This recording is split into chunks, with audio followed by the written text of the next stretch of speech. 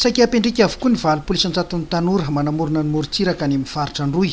Fanampiana azy ireo mba hivelarany bebe kokoa amin'ny asan'izy ireo ka io manao mpandraharaha matianina amin'ny resaka jony dia novatsiany ny ministeran'ny tanora sy ny fanatanjahantena fitaovana izy ireo.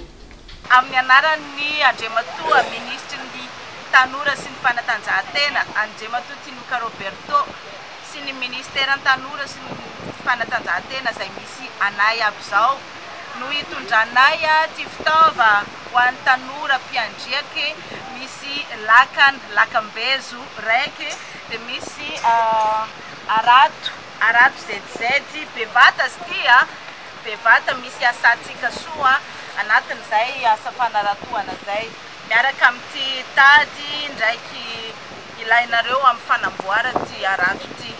Misaotra bevata izao ezaka nataon'ny ministera izao ny taleparitry ny tanora any Androy. Tsy ho anay izay nitsolotena ny tanora marobe ny tsy hisaotra ny fitondram-panjakana izay hitarin'ny filoha Engineer Rajoelina sy ministra ny tanora sy ny fanatanjahantena Andriamatoa Tinuka Roberto amin'izao fanomezana fijerena ny tena vahaolana ialana amin'ny tsy fananana ny tanora izao. Atoka amin'ny tentana izao fa mamaly ny filan'ny tanora, mamaly ny etaetan'ny tanora ny ministeran'ny tanora sy ny fanatanjahantena.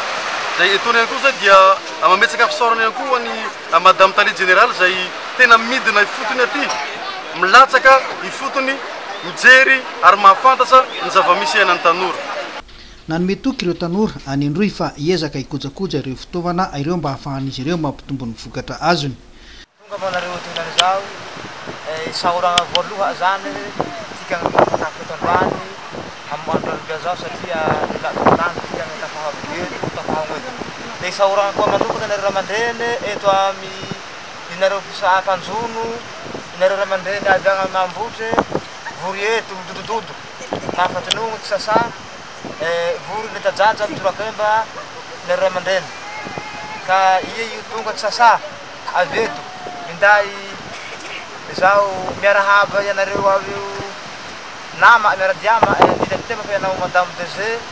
Mitoeraka izany ny ezaka ataon'ny ministeran'ny tanora sy ny fanatanjahantena amin'ilay tetikasa Pôle l'emploi ny tanjona dia nisitrahany ny tanora rehetra manerana Madagasikara ity tetikasa Pôle l'emploi ity.